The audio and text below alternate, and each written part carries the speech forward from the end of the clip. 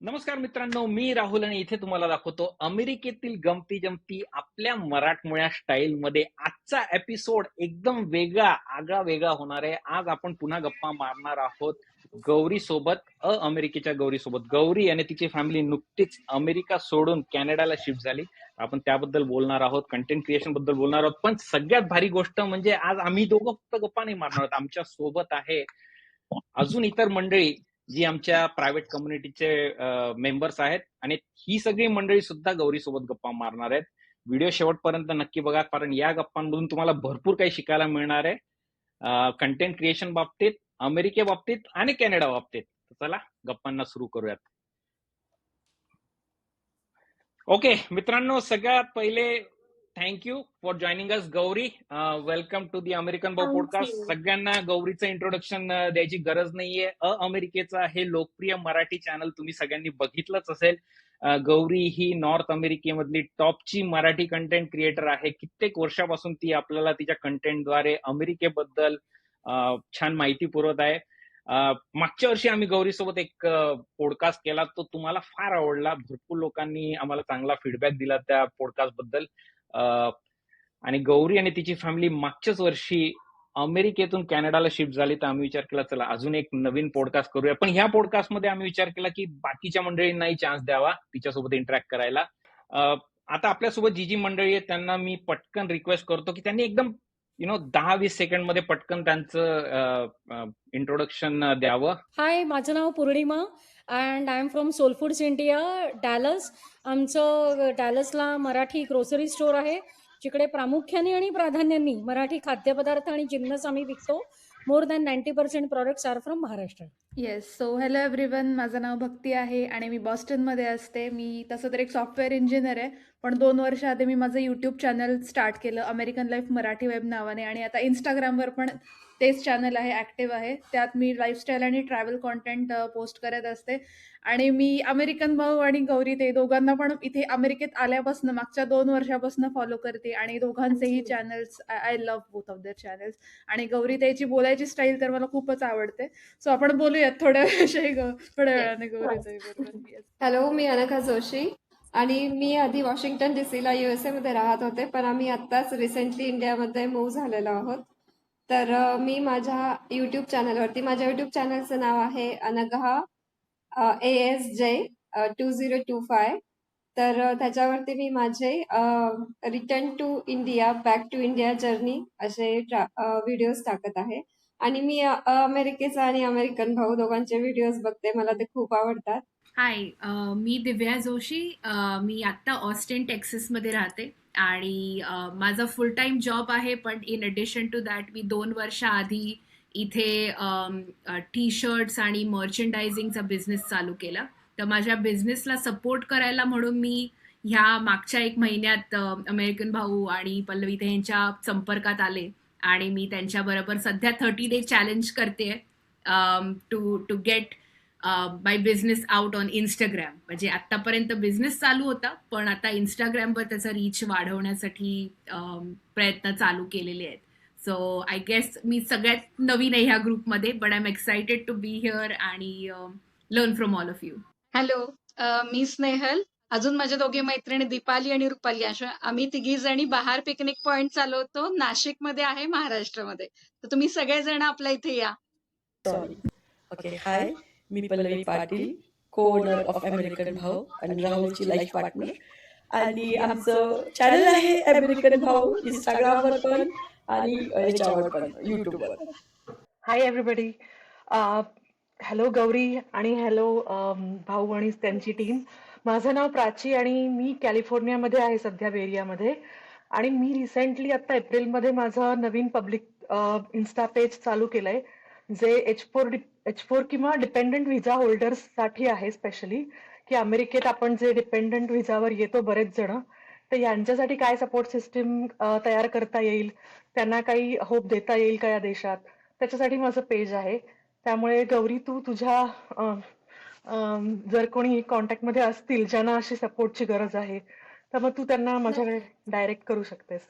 आणि मी तुला, भाऊंना, सगळ्यांनाच फॉलो करते, इव्हन सगळ्या ग्रुप मेंबर्सना, आणि सगळे खूप छान करतायत आणि सगळे इन्स्पायर करतात एव्हरीडे की आम्हाला पण उठून काहीतरी केलं पाहिजे आपणही यासाठी. So thank you so much for coming आणि थँक्यू भाऊ ह्या पूर्ण कॉलसाठी. Hello Gauri, hello everyone.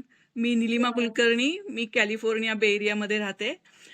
मी रिसेंटली म्हणजे 4 वर्षापूर्वी इंडियावरून अमेरिकेत आली आहे आणि मी रिसेंटली माझा स्मॉल होम बेस्ड बिझनेस क्लोथिंगचा सुरू केला. ॲक्च्युली मला हँडक्राफ्टेडमध्ये जास्त इंटरेस्ट आहे. स्टार्टिंगला मी क्लोथिंग बिझनेसमध्ये लखनवी चिकनकारीमध्ये डील करते. रिसेंटली मी भाऊंशी सोबत जोडल्या गेली आहे आणि त्यांची खूप मदत होते मला इन्स्टा पण माझ्यासाठी खूप नवीन आहे, तर शिकते.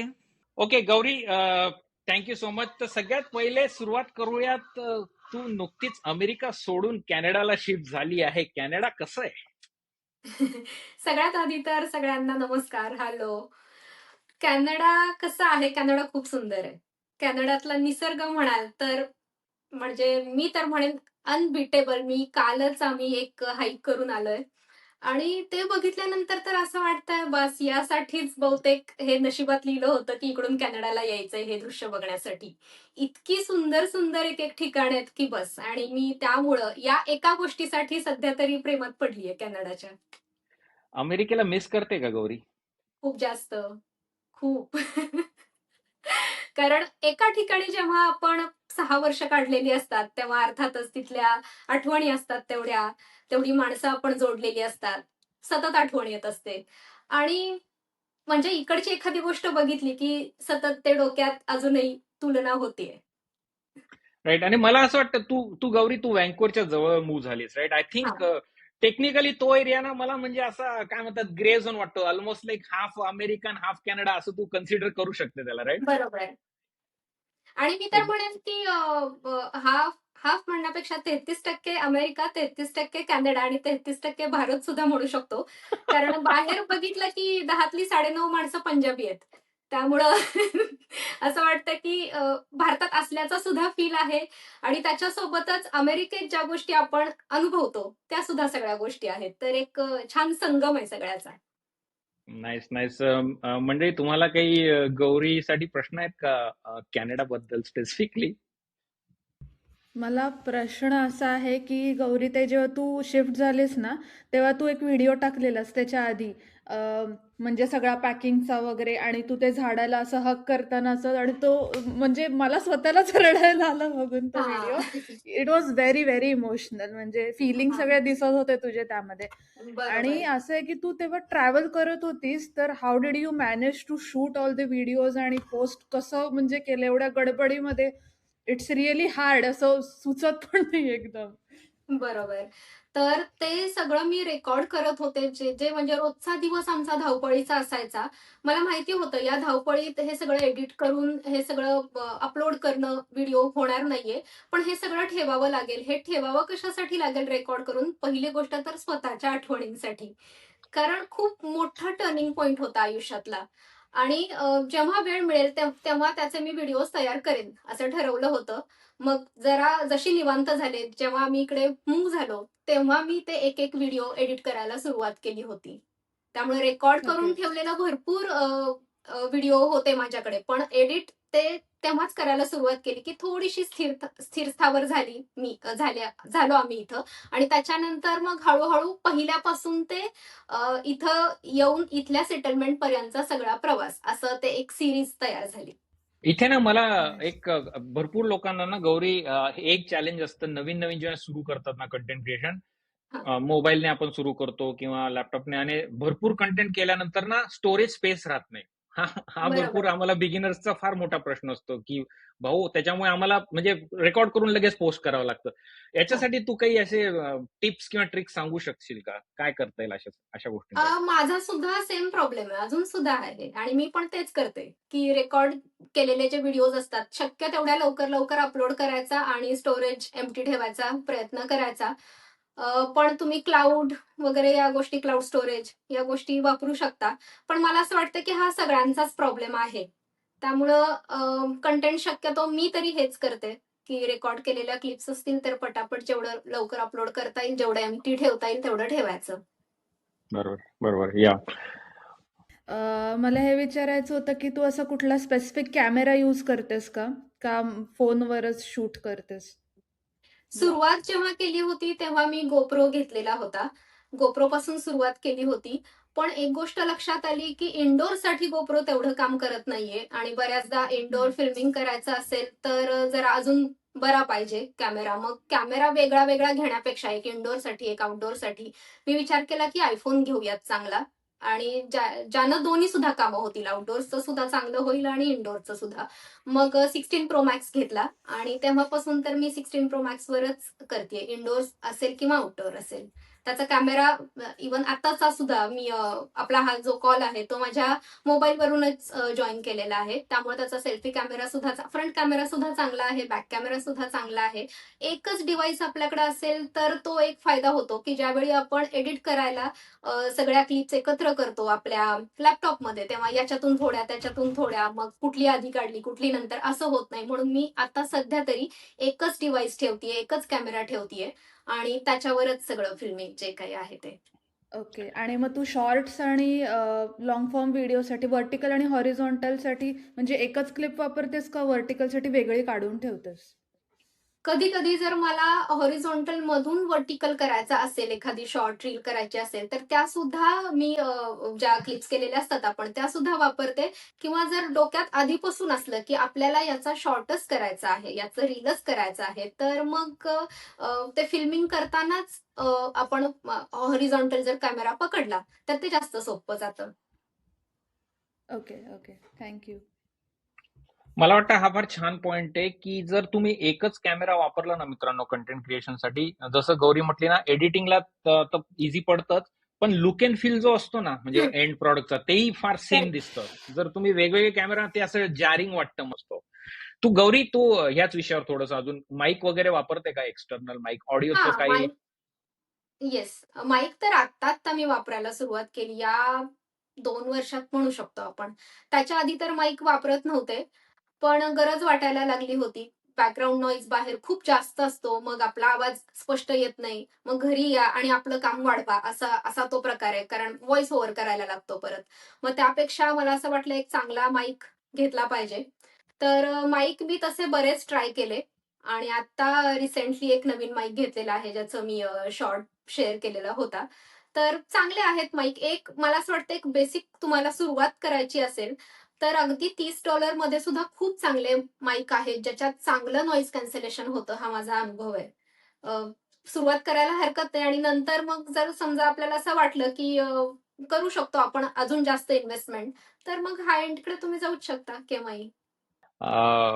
आम्ही नेहमी आमच्या त्या प्रायव्हेट कम्युनिटीमध्ये ना गौरी एक गोष्ट नेहमी सांगत असतो, की ऑडिओ फार महत्वाचा आहे. एकदा व्हिडिओ तुमचा हो, थोडा ग्रेनी असला तर चालेल, खरंय. पण ऑडिओकडे कटाक्षाने लक्ष द्या. ऑडिओकडे अगदी. कटाक्षाने लक्ष द्या. कारण ऑडिओ जर गणला तर माणूस 5 सेकंडही थांबत नाही कोणी तुमच्या बरोबर आहे. व्हिडिओवर. हे 100% खरं आहे.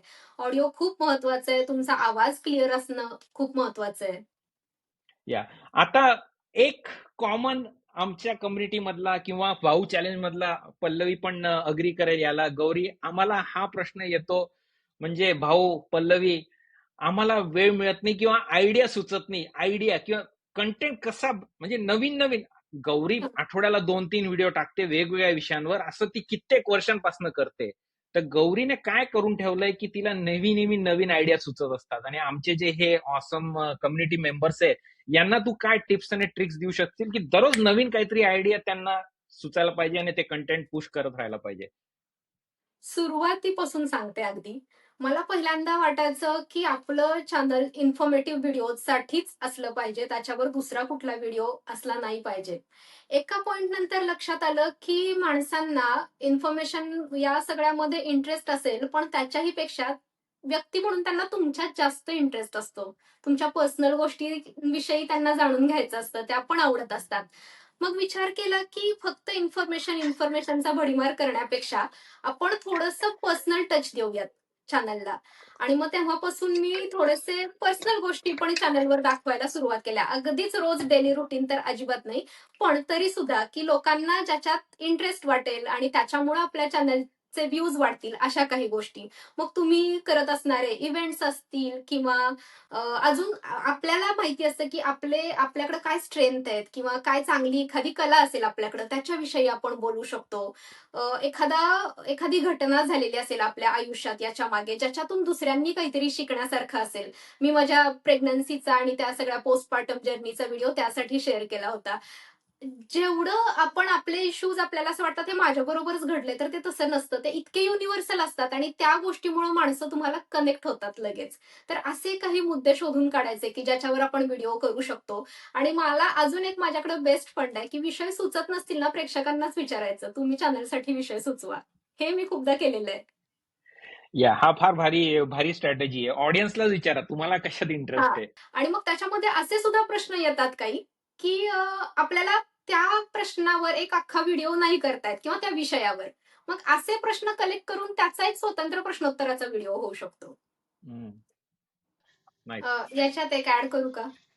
कर हां, नक्की नक्की. तर याच्यात असंही आपण म्हणू शकतो आता सध्याची परिस्थिती बघता, की व्ह्यूज त्याच गोष्टीला जास्त येतात, जे थोडेसे ना कॉन्ट्रोव्हर्शियल आहे, थोडंसं नकारात्मक आहे. म्हणजे माणसांना छान-छान गोष्टींमध्ये तेवढा इंटरेस्ट नाहीये. पण काहीतरी म्हणजे काहीतरी घटना अशी घडलेली आहे, मग ती छोटी का असेना, पण आपण ती सांगतोय कशी गोष्ट आपली, याच्यावर सुद्धा ते व्ह्यूज खूप मॅटर करतात. त्यामुळं तुम्हाला असं वाटत असेल की नाही हे सांगण्यासारखं नाहीये, हे आपलं अपयश आहे, ते काय सांगायचं किंवा ही काही एवढी मोठी गोष्ट नाहीये. ती सांगा, लोकांना ती जास्त आवडते. So coming back to the same topic, तुमच्या चुका दाखवा. आज मी सकाळीच व्हिडिओ केला घावन करण्याचा. 98% सगळी छान झाली आणि एक तुटलं होतं. तर मला वाटलं हे पण दाखवावं. उगाच लोकांना वाटेल की हे काय सगळं स्मूथली होतं. अक्षरशः टेम्पटिंग होतं. मी अजून दाखवलं नाही, पण त्यातला एक मोडलं होतं म्हणजे एक धिरडं करताना, घावन करताना. So I agree. आणि पूर्वी पण मी जेव्हा असा गोंधळ झाला हे सांगितलं त्याला, त्यातल्या त्यात जरा जास्त व्ह्यूज मिळाले. So I agree. लोकांना म्हणजे आपण आपल्यासारखंच आहे. हे पण चुका करतात. जरी बिझनेसमॅन असले बरोबर, तरी ते एक त्यांना ते कुठेतरी कनेक्शन येतं. बरोबर. आपल्याला वाटतं म्हणजे आपल्या डोक्यातच वाटतं असं नको दाखवायला, ते काय विचार करतील वगैरे. पण म्हणजे मला तर असं फार वाटतं जसं आहे तसं बिंदास दाखवायचं, चुका दाखवायच्या, विन्स लॉसेस सगळं दाखवायचं आणि मग ते ट्रस्ट हळूहळू तिथेच डेव्हलप होत जातो.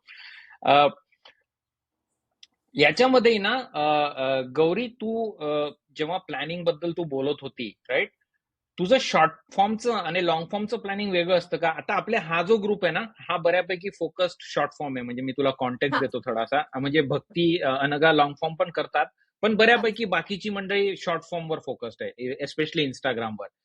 हं. तर त्या फॉर्मॅटसाठी प्लॅनिंग वगैरे लागतं का? गौरी करते का?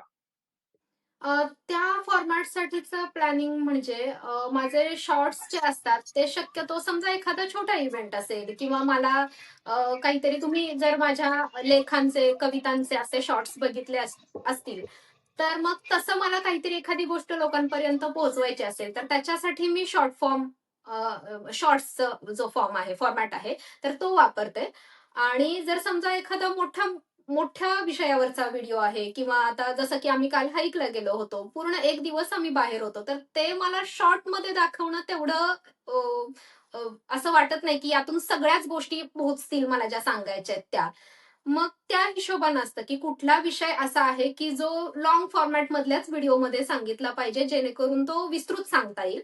तर ते लाँग फॉर्मॅटसाठी आणि एखादं छोटी गोष्ट असेल, तर ती शॉर्ट फॉर्मॅटसाठी.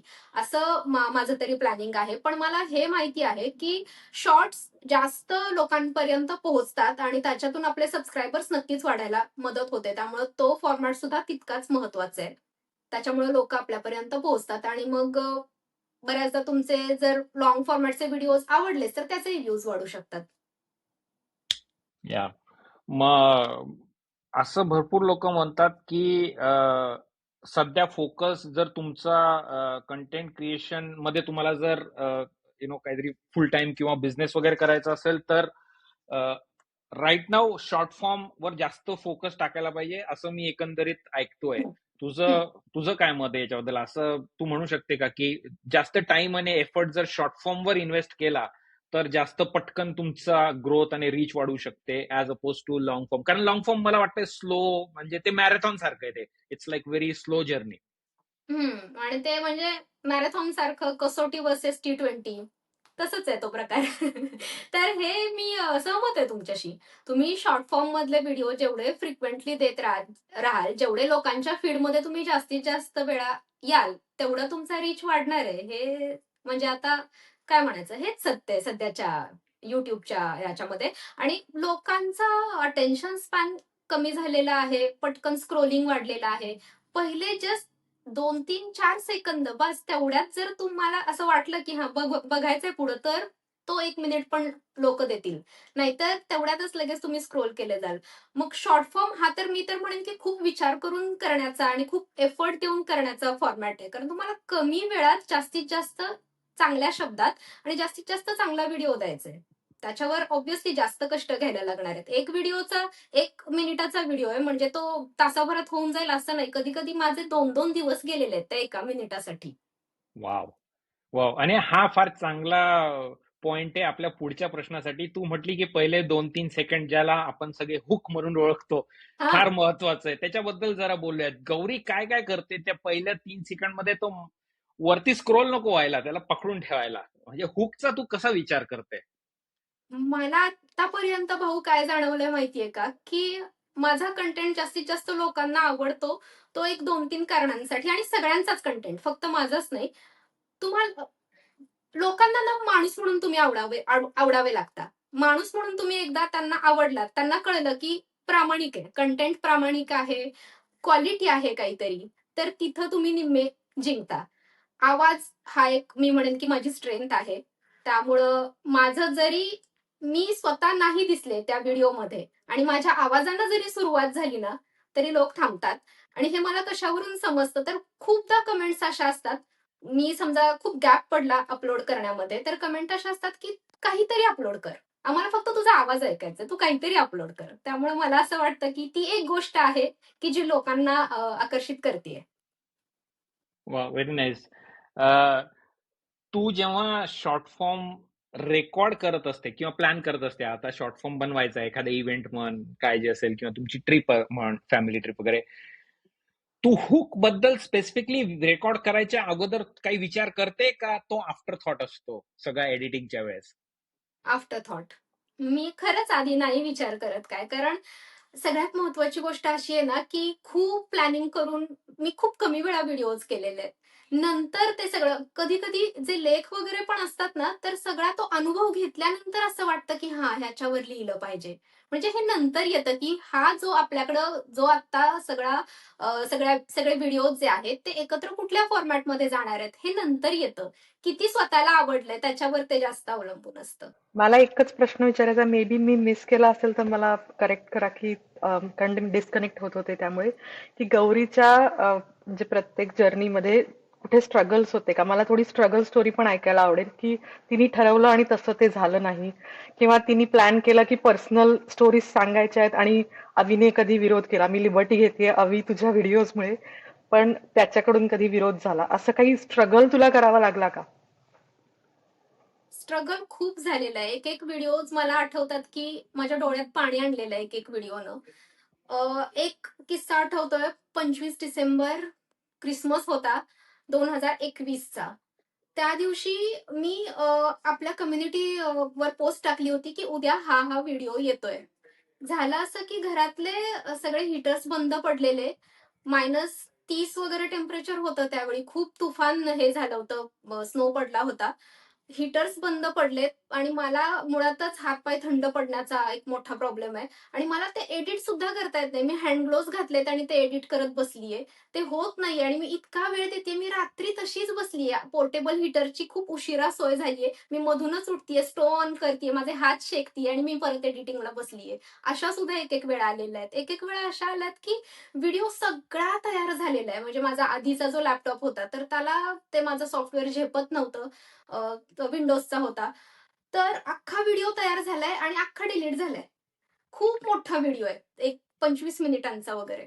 मी भरपूर एफर्ट्स घेऊन व्हॉइस ओव्हर केलेला आहे. 2 दिवस दिलेत आणि ऍट द एंड सगळं डिलीट झालंय. एक एकदा असं सुद्धा झालेलं आहे की एका इव्हेंटच्या सगळ्या क्लिप्स केल्यात आणि त्या मी कुठल्यात म्हणजे लॅपटॉपमध्ये मी ठेवल्यात, कुठल्या फोल्डरमध्ये ठेवल्यात ते आठवत नाहीये.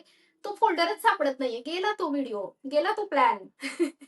हे खूपदा चॅलेंजेस आलेले आहेत आणि अविनाशच्या बाबतीत म्हणाल तर त्यानं कुठल्या व्हिडिओला विरोध केलाय असं तर कधीच झालेलं नाहीये आणि कुठलाही व्हिडिओ त्याच्याशी चर्चा केल्याशिवाय झालाय असं पण कधी झालेलं नाहीये. प्रत्येक व्हिडिओ त्याच्यासोबत चर्चा केल्यानंतरच होतो. त्याचं शेवटचं एक वाक्य असं असतं की शेवटचा निर्णय तुझा आहे. तू ठरव करायचं की नाही. मला हे असं असं वाटतंय, आता तू ठरव करायचं की नाही. म्हणजे त्यानं लिबर्टी दिली नाही वगैरे असं काही नाही. लिबर्टी मुळात आपल्याला असतेच, ती कोणी द्यावी लागत नाही. तर झालेले आहेत चॅलेंजेस खूप जास्त. एक एकदा बिल्वनी इतका रडून दंगा केलेला आहे बाहेर व्हिडिओ करत असताना, बिल्व छोटा असताना, की नाही तर नाही त्यानं रेकॉर्डिंग करून दिलंय. आणि मला खूप त्रास झालाय त्याचा. मी कसं करू? तर तेव्हा तर तो 2 वर्षाचा होता ज्यावेळी मी चॅनल सुरू केलं त्यावेळी. आणि प्रायोरिटी शेवटी आपलं बाळच असतं कितीही काही म्हटलं तरी. मग जे ठरवलंय तसं नाही झालेलं आहे. एक एकदा असं गेलोय कुठे कुठे आधी अनुभव नसतात की सगळं चेक करून जायचं असतं, हे उघडं आहे की नाही, इथं तिकीट किती आहे काय. चेक न करता गेलोय, ते ठिकाण बंद आहे, तिथून तसेच तास दीड तासाचा प्रवास करून परत खाली हात परत आलोय. असं सुद्धा खूपदा झालेलं आहे. त्यामुळे स्ट्रगल आहे. स्ट्रगल तेव्हाच असतो जेव्हा तुम्ही प्रयत्न करता. प्रयत्न जो करत नाही त्याला स्ट्रगलच नसतं. बरोबर, बरोबर. थँक्यू. आणि अजून एक प्रश्न होता पण स्किप झाला. मी परत येते तो आठवला की. Nice nice. तुझा भाऊ कन्सिस्टन्सी आणि कंटेंट क्रिएशन हा म्हणजे शब्द आता फार फार क्लिच झाले. सगळेजण म्हणतात कन्सिस्टन्सी कन्सिस्टन्सी, भरपूरदा बोरही होतं.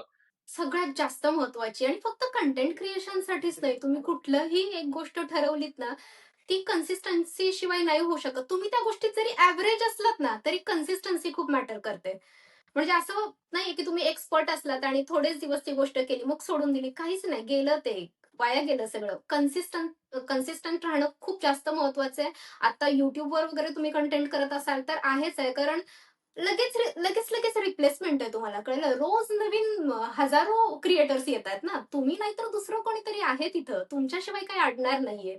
तेच जर तुम्ही कन्सिस्टंट राहून सातत्यानं तो कंटेंट अपलोड करत राहिलात, सतत लोकांच्या समोर राहिलात, तर लोकांच्या तुम्ही सवयीचे होता. तुम्हाला बघण्याची त्यांना सवय होते. त्यामुळं कन्सिस्टन्सी अर्थातच महत्वाची आहे.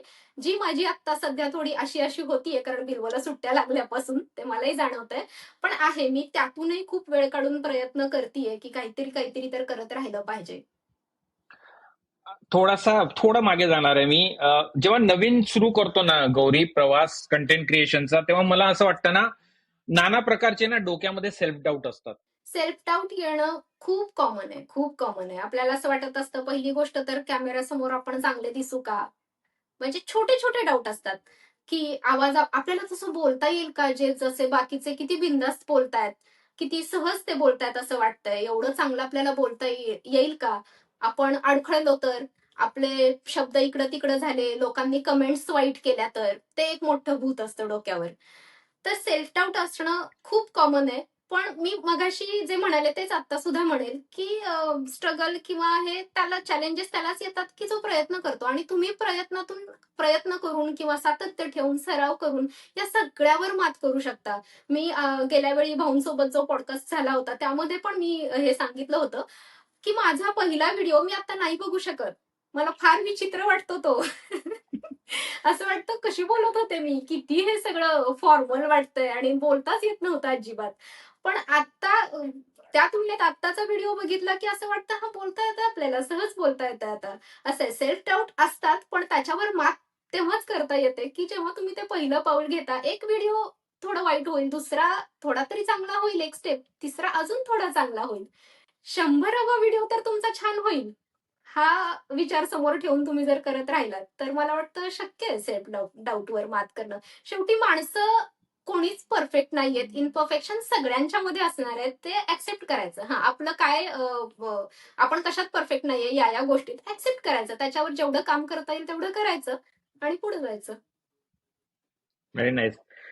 ओके, मीच प्रश्न विचारतोय मंडळी.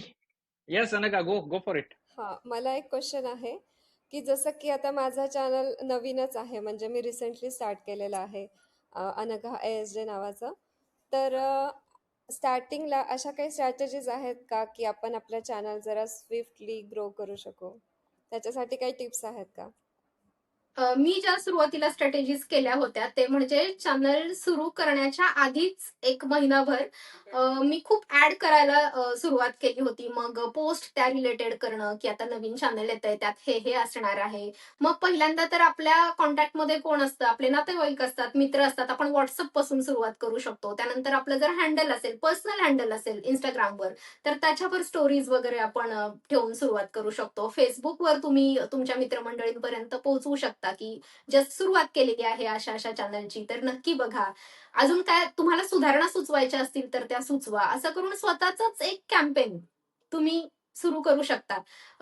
सुरुवातीला नाही प्रतिसाद मिळत, ऑनेस्टली खरंच नाही मिळत प्रतिसाद. पण अ, या जर्नीमध्ये असं आहे ना, की विश्वास ठेवायला लागतो, की होईल. एक ना एक दिवस होईल. कधीतरी तर मी सुद्धा ह्या एक टप्पा ठरवलेला आहे, तो कधीतरी मी पण गाठू शकते. मी ठरवलं होतं लाईफ टाईम जेवढं माझं चॅनल असेल, जितके वर्ष, तेवढे माझे 10,000 तरी सबस्क्रायबर व्हायला पाहिजेत. हे पहिलं एम होतं. तर इथून सुरुवात केलेली असते. आपल्याला वाटतात हे आकडे मोठे, पण लिटरली असं रिफ्रेश केल्यावर हजार सबस्क्रायबर्स वाढताना मी बघितलेले आहेत. हां. मला असा गौरीला हे विचारायचा प्रश्न, की जेव्हा तू सुरुवात केली होतीस तुझ्या कंटेंट क्रिएशनला, आणि तू व्हिडिओ करत तुला पण प्रॉब्लेम्स आले असं तू सांगतेस, तर जेव्हा तुला असं वाटत होतं आणि म्हणजे व्हिडिओ केल्यानंतर की नाही हा व्हिडिओ अपलोड करण्यासारखा नाहीये, तुला असं पर्सनली असं वाटत होतं का? आणि असं वाटत होतं तर मग तू त्यावेळेस तू काय म्हणजे काय केलंस? म्हणजे तो व्हिडिओ अपलोड केला का त्याच्यात चेंजेस केले? म्हणजे मला सध्या मी त्या फेजमधनं जाते. मी करते व्हिडिओ आणि मला स्वतःलाच असं वाटतं की नाही हा बरोबर नाहीये, ह्याच्यात काहीतरी वेगळं असायला पाहिजे. आणि मग मी तो व्हिडिओ अपलोड करतच नाही, मग सोडून देते. हां. तर त्या ह्याच्यात तू काय सांगशील? तर पहिली गोष्ट तर खूप कमी वेळा असं झालंय, कारण आपण ज्यावेळी रेकॉर्ड करतो तेव्हा एक अंदाज आलेला असतो, की आपण करतोय का चांगलं, की नाही करतोय. तर त्यातूनही आपल्याला जर डाउट्स आले, की अपलोड करताना किंवा व्हिडिओ तयार झाल्यावर, की काही यात चेंजेस करायला लागतील का? तर ती तेवढी मेहनत घ्यायची. जोपर्यंत तुमच्या मनाला पटत नाही ना, तोपर्यंत तुम्ही अपलोड करू नका. जेव्हा स्वतः तुम्ही हे आहे, तुम्हाला पटलेलं आहे, की हे परफेक्ट आहे, तेव्हाच तुम्ही ते अपलोड करायला पाहिजे, असं मला प्रामाणिकपणे वाटतं. पहिल्यापासून एक गोष्ट ठरवली होती, ते म्हणजे YouTube मला टाईमपास म्हणून नाही करायचंय. जरी मला ते प्रोफेशनली करायचं नसलं, छंद म्हणून जरी असलं ना, तरी तो टाईमपास म्हणून नाही करायचंय. करायची एखादी गोष्ट तर ती पूर्ण 100% आपलं देऊन करायची आणि स्वतःला आधी त्यातून समाधान मिळालं पाहिजे, तर त्यातून दुसऱ्यांना मिळेल. जोपर्यंत आपल्याला नाही वाटणार, की हे छान झालं व्हिडिओ, तोपर्यंत नाही तो अपलोड करायचा, हेच मी सांगेन. आणि ओके. वाटलं, की यात काही चेंजेस करायला पाहिजेत, तर शक्य असेल तर चेंजेस करायचे. बरोबर आहे. माझ्या बाबतीत तसंच होतं. मला सगळेजण म्हणतात, "नाही झालाय ना व्हिडिओ, तू आता बिनधास्त टाक. चुकत असतं." हां. पण मला पटलं नाही तर मग मी नाही करत अपलोड. हां, सिंपल. येस. थँक पहिला यू. पॉइंट आहे जिथे भाऊ सहमत नाही होणार गौरी सोबत. माझं असं म्हणणं आहे की perfection is the enemy of progress. Video झाला जसा झाला तसा टाकायचा, विचार नाही करायचा. हे माझं पर्सनल मत आहे. कारण मला वाटतंय परफेक्शनच्या मागे आपण चेस करत राहिलो ना, ते कधीच येणार नाही.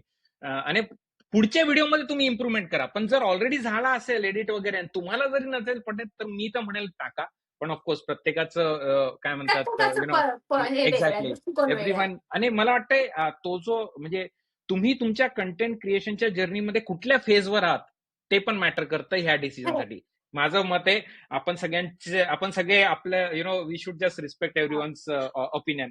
पौर्णिमा आणि गौरी दोघांना बोलायचं या विषयावर. गौरी तू पहिले बोल, नंतर पौर्णिमा. तर आता तुम्ही म्हणालात ना, की जसा झालाय तसा टाका. तसं जर बघायला गेलं ना, तर माझे निम्मे व्हिडिओ तुम्हाला इम्परफेक्ट वाटतील. म्हणजे आता बघितले तर. कारण ते आधीचे व्हिडिओ कुठं काय परफेक्शन आहे, किती ते कृत्रिम वाटतंय, किती वाचल्यासारखं वाटतंय. असे पण त्यावेळी वाटलेलं, की चांगलं वाटतंय हे. त्यावेळी चांगलं वाटलं म्हणून ते आत्ता वाटेलच असं नाही. त्यामुळं जस्ट तुमचाही मुद्दा अगदी बरोबर आहे, की चला पटलंय आपल्याला, आपली नवीन सुरुवात असते, तर करा. पण तेच आहे, की स्वतःला अजिबातच पटत नाहीये, तर मी खरंच नाही अपलोड करू शकत. या पौर्णिमा. मला असं वाटतं की देर आर 2 गोल्स. तुम्ही Instagram channel because you want to be म्हणजे कंटेंट क्रिएटर, म्हणून करता, त्यावेळेला तुम्ही परफेक्शनकडे जास्त लक्ष देणं जरुरी आहे, कारण that is your goal and that is what you want to achieve. पण अर्थात सध्या हे अल्गोरिदम नावाची जी गंमत आहे ना, त्याच्यामध्ये रोज रोज तुम्ही काही ना काहीतरी टाकणं अत्यावश्यक असल्यामुळे, आणि माझा स्वतःचा पर्सनल अनुभव हा आहे की जरी माझे इंस्टाग्रामवरती फॉलोअर नसले तरी मला माझ्या बिझनेसमध्ये नक्की फायदा होतोय. So I get to meet every day so many new people who are saying की आम्ही तुझा व्हिडिओ बघून आलो, जरी त्यांनी तिकडे लाईक केलं नसेल, तिकडे सबस्क्राईब केलं नसेल. So if you are a businessman who is doing it for your business growth, तर क्लोज टू परफेक्शन असला तरी चालेल. आता मलाच जाणवतंय सध्या हा महिन्याचं चॅलेंज माझ्याकरता खरोखर चॅलेंजिंग आहे.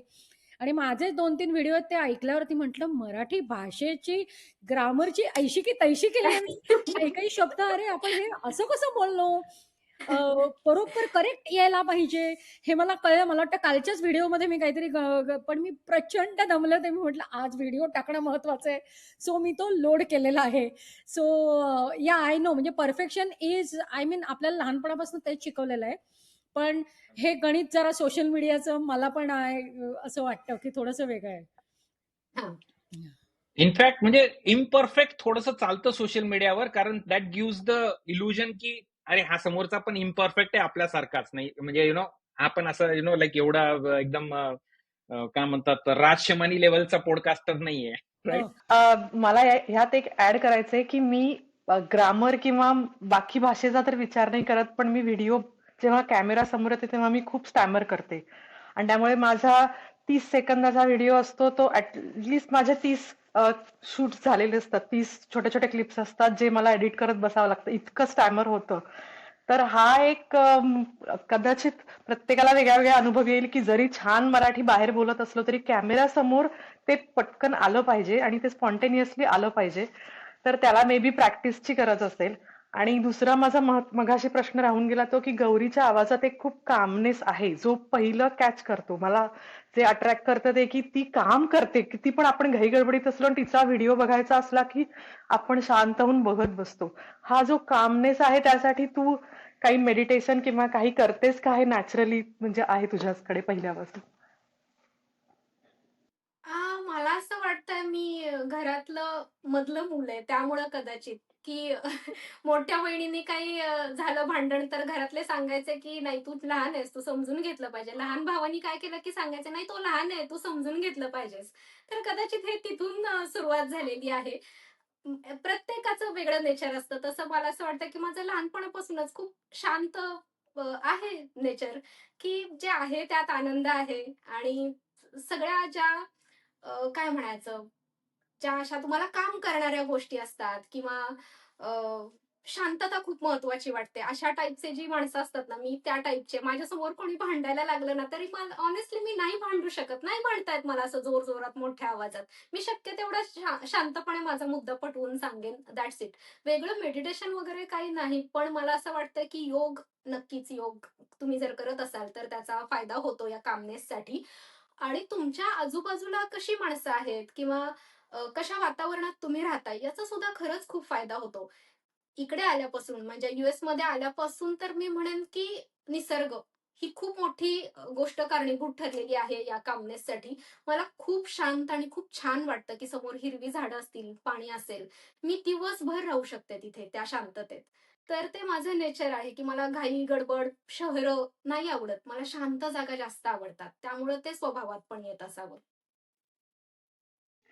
तर हे माझं नॉर्मल चॅलेंज असणारच आहे, कारण स्वभावच शांत नसल्यामुळे ते बोलण्यात कधी तो शांतपणा येत नाही. मी पण एन्झायटी मध्ये, लोक पण एन्झायटी मध्ये, असं माझं बहुतेक असणार आहे. बट गुड पॉइंट की नेचर तुला काम करतं तर तू मॅक्सिमम नेचर मध्ये असतेस. सो आपण आपली शांतता कुठे आहे ते बघून तसं प्रॅक्टिस केलं पाहिजे जास्तीत जास्त. आणि आय होप की माझ्या ते व्हिडिओ झाड त्यासाठीच आहे शांत. Nice nice. आणि तेच की स्टॅमरिंगसाठी मला पण तेच वाटतं, जास्तीत जास्त जेव्हा व्हिडिओज बनवले जातील, एक वर्षभर जेव्हा मी करेन तेव्हा कदाचित माझं स्टॅमरिंग कमी होईल. ही एन्झायटी आहे जी मला स्टॅमर करायला लावते. सो आय थिंक काम झाल्यानंतरच ते नॉर्मल होईल बहुतेक, असं वाटतंय. तुम्ही अजून एक असं पण करू शकता की डायरेक्ट फिल्मिंगला सुरुवात न करता आधी प्रॅक्टिस करा विदाऊट कॅमेरा, आणि जेव्हा वाटेल की आता बोलता येतंय मला, तर त्यावेळी कॅमेरा ऑन करा. जेणेकरून कष्ट वाचतील ना, एवढ्या सगळ्या क्लिप्स एकत्र घेऊन एडिट करण्याचे कष्ट वाचतील. नाही, मला शब्द आठवत नाहीत. मला जेव्हा मी कॅमेरा ऑन होतो ना तेव्हा जिभेवर असतात पण ते बाहेरच येत नाहीत आणि ते मग खूप स्ट्रगल आहे तो थोडा. पण maybe practice, as you said, प्रॅक्टिसनेच ते इम्प्रूव्ह होईल. किंवा जर आधी डोक्यात जर ठरवलं असेल की हे बोलायचं आहे, तर कीवर्ड्स थोडेसे समोर लिहून तुम्ही स्टिकी नोटवर वगैरे समजा चिकटवले आणि ते लक्षात घेऊन बोलत राहिलात सरळ, तर मग तरी सुद्धा होऊ शकतं. म्हणजे ट्राय करून बघायला हरकत नाही. मला एक क्वेश्चन आहे की what about the live videos, ते पण अधनामधनं पोस्ट म्हणजे करायला पाहिजे का, लाईव्ह जायला पाहिजे का, हेल्पफुल आहे का ते? हो. लाईव्ह आम्ही तर असं मागे मागे एक ट्राय केलं होतं की महिन्यातून एकदा तरी लाईव्ह सेशन करायचा दोघांनी मिळून. ते त्याच्यातून आपण खरंच चांगले जास्त कनेक्ट होतो प्रेक्षकांशी असं मला वाटतं. कारण लोक प्रश्न विचारतात मनातले, पाहिजे म्हणजे जो काही प्रश्न असेल त्यांचा ते विचारतात. आपण ज्यावेळी लाईव्ह सेशन मध्ये त्यांचं नाव उच्चारतो त्यावेळी त्यांना खूप छान वाटतं की हा, यांनी माझं नाव घेतलं. फक्त माझं नाव घ्या असं म्हणणाऱ्याच किती कमेंट्स असतात त्यामध्ये. तर लाईव्ह सेशन्स खरंच नक्कीच करायला पाहिजेत.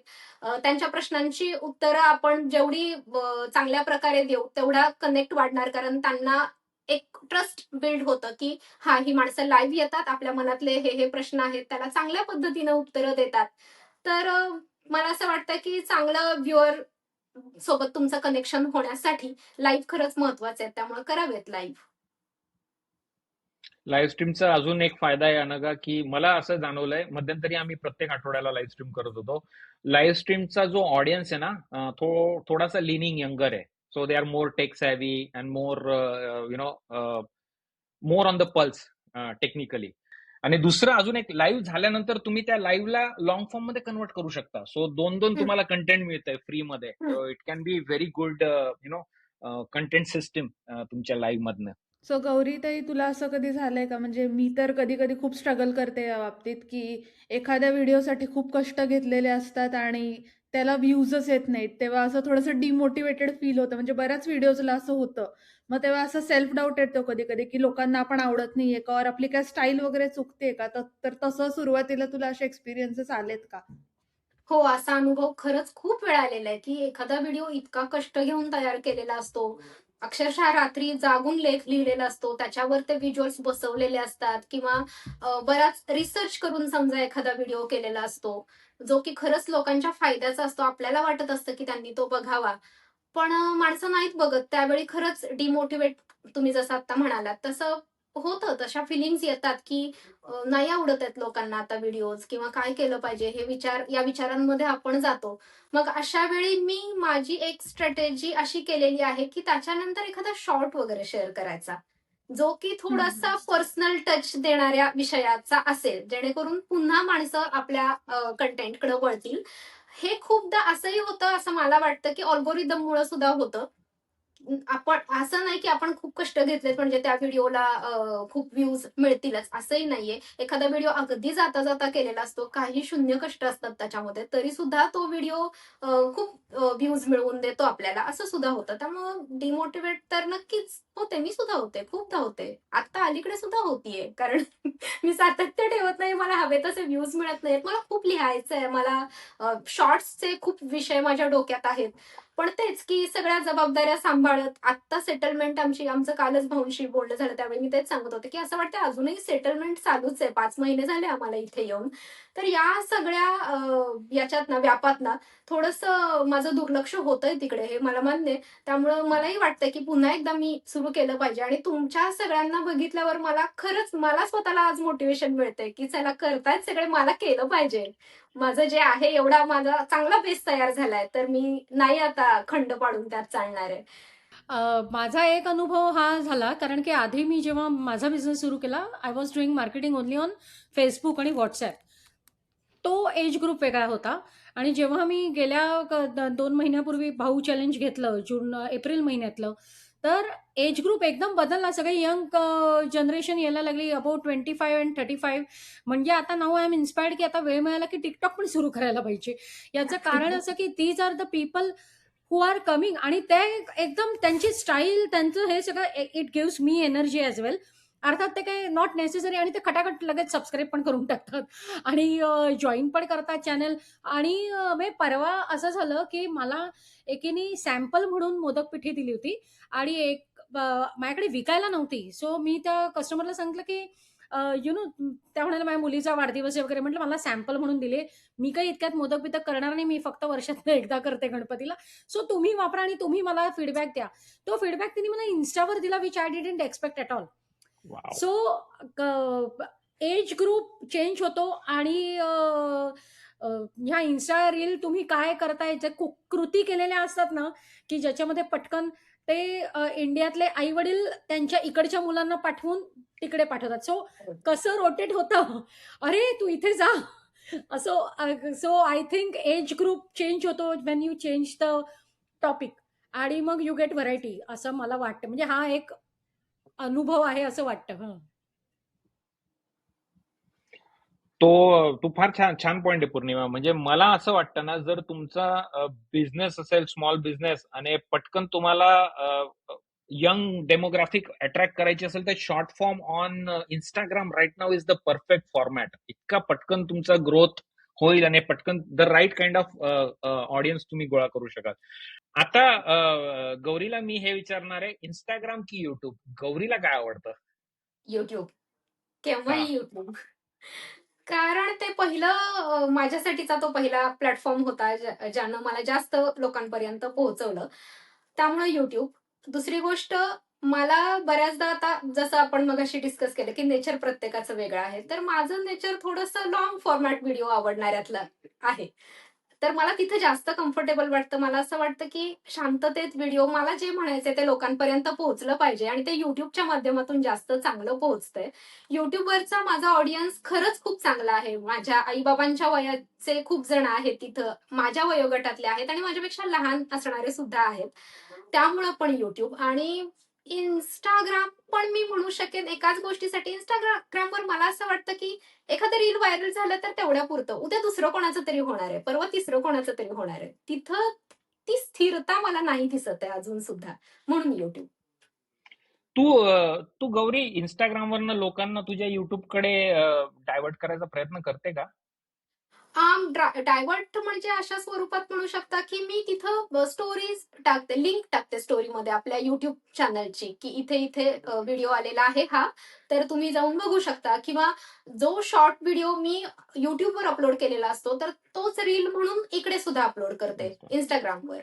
त्यामुळे मी ठेवते, इकडे सुद्धा कनेक्शन आहेत. हा, पण तेच की भर माझा शक्यतो युट्यूबवर जास्त आहे. एका पॉइंट नंतर खरं सांगू का, हा सगळा व्याप सांभाळणं खरंच खूप अवघड होऊन जातं. कारण तुम्ही जेव्हाही केव्हा बघाल तेव्हा तुमचा इनबॉक्स फुल असतो इंस्टाग्रामचा. इकडे कमेंट्स इतके आलेले असतात ज्याला तुम्हाला खूप वाटत असतं की लोक आपल्यासाठी थोडा वेळ काढून कमेंट करतायत, ज्या की आपण कोणाला नाही केल्यात आयुष्यात. माणसं आपल्यासाठी वेळ काढतायत तर त्यांना आपण अटेंड केलं पाहिजे असंही वाटत असतं आणि तुम्ही एकटे मग पुरत नाही अशा वेळी सगळीकडेच, Yes. असं आहे. त्यामुळे फेसबुकवर मग माझा तसा खूप कमी, जस्ट एक लिंक शेअर करणं एवढंच फेसबुक. कारण मी एका वेळी 3 प्लॅटफॉर्म खरंच नाही एकटी हँडल करू शकत. अगदी बरोबर बोलली. फार म्हणजे एक प्लॅटफॉर्मच लाईक आणि तुझं स्केल तर तुझी एवढी आहे, तुझा ऑडियन्स एवढा आहे की म्हणजे इट्स लाईक इम्पॉसिबल एवढं मॅनेज करणं. अजून काही प्रश्न आहेत गौरीला तुमच्याकडून? यस भक्ती, गो अहेड. भक्ती नका. मला असा प्रश्न आहे की गौरीताई, तू जे प्रत्येक थंबनेलचा टेक्स्ट आणि टायटल खूप क्लास असतात. म्हणजे मला माझ्या व्हिडिओजला एवढा विचार करावा लागतो आणि तरी पण कधी कधी क्लिक्स येत नाहीत. तर तू कसं डिसाईड करतेस ते? तू असं AI वगैरे काही वापरते का तुला, म्हणजे तू स्वतःहूनच ठरवतेस? खरं सांगायचं तर भाऊ, तुम्ही याच गोष्टीने सुरुवात सुद्धा केली होती आणि माझ्यासाठी आज हे खूप अनएक्सपेक्टेड आहे. कारण मला असं वाटतं माझ्या चॅनलचा सगळ्यात वीक पॉइंट काय असेल तर ते माझं थंबनेल आहे, ज्याच्यावर मी कधीच खरंच मनापासून सांगते काम केलेलं नाही. एक इनशॉट नावाचं ऍप जे पहिल्यापासून माझ्या फोनमध्ये आहे तर त्या ऍपवर मी ते करत आलेले आहे. त्यामध्ये ना कुठला वेगळा फॉन्ट आहे मराठीचा, ना काय सिंपल एक मराठीचा फॉन्ट आहे तोच. तो वापरते. तो माझा पिवळा-काळा रंग ठरलेला आहे त्या टेक्स्टचा. त्यामुळं ऑनेस्टली मी खरंच याच्यावर फार काम केलेलं नाहीये. Nice, very nice. अनघा, तुला काहीतरी प्रश्न होता? हां, मला एक क्वेश्चन होता की YouTube लॉंग फॉर्म व्हिडिओसाठी डिस्क्रिप्शन महत्त्वाचं आहे का?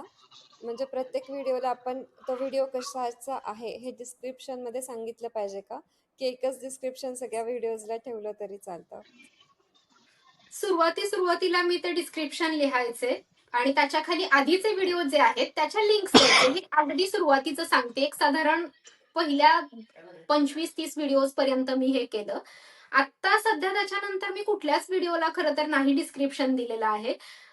सध्या तर मी बघतेय की AI जनरेटेड समरी असं खाली येतं तुमच्या व्हिडिओच्या.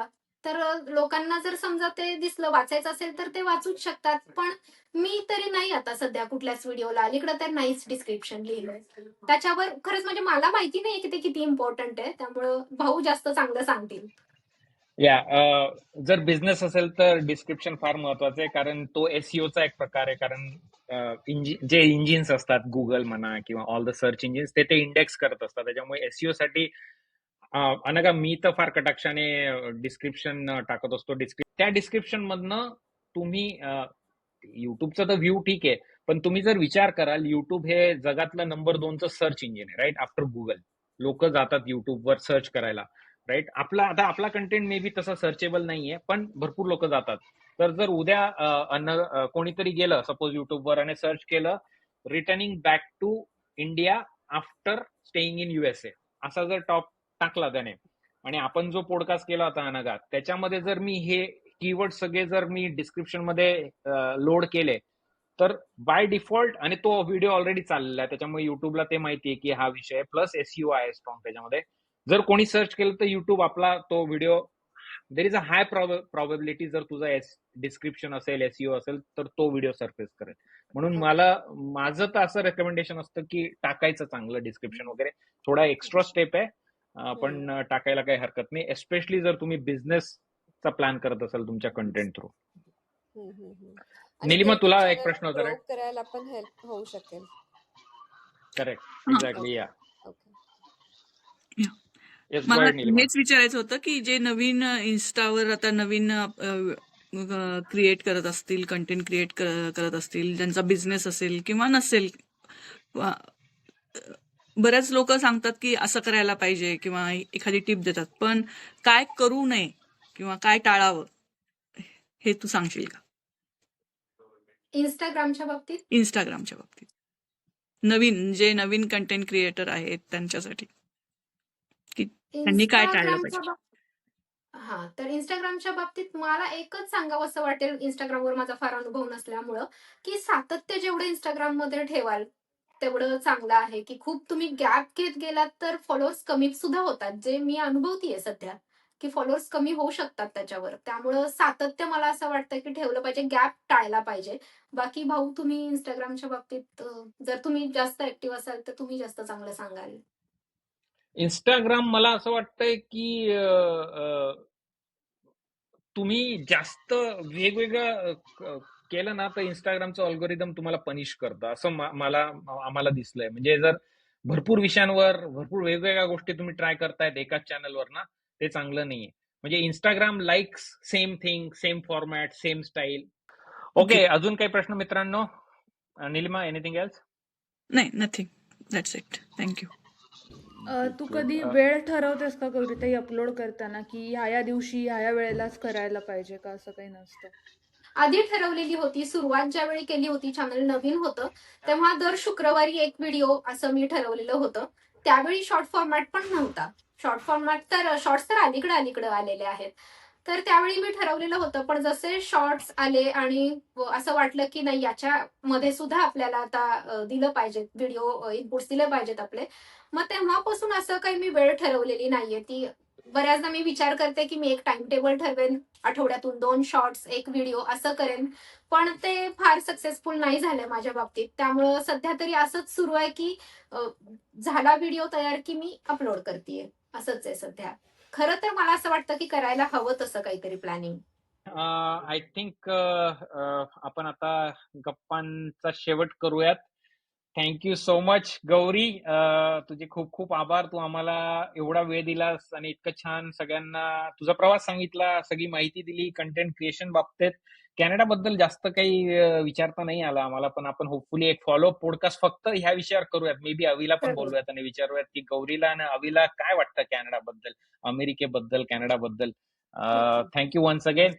बाकीच्या मंडळींना पण थँक्यू सो मच. तुम्ही सगळे आलात आणि गौरी सोबत संवाद साधलात.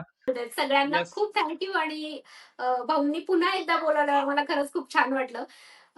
मला मोटिवेशन मिळालं, खरंच मिळालं. कारण असं जेव्हा आपण आपल्या सारखे जे प्रवास करतायत त्यांच्यासोबत थोडी चर्चा करतो, तेव्हा नाही म्हटलं तरी तो फरक पडतो. तर आज माझा एक व्हिडिओ एडिट नक्की होणार आहे, मला माहिती आहे. वा थँक्यू वा सो वा वा. Much. Yes. Thank you so much Gauri पुन्हा एकदा, आणि बाकीच्या सगळ्यांनाही थँक्यू. मित्रांनो, तुम्हाला हा व्हिडिओ कसा वाटला हे खाली कमेंट करून नक्की कळवा, आणि जर हा व्हिडिओ आवडला असेल तर हा दुसरा व्हिडिओ पण नक्की बघा. भेटूयात लवकरच एका नवीन व्हिडिओ मध्ये. तोच तर वारे. वारे.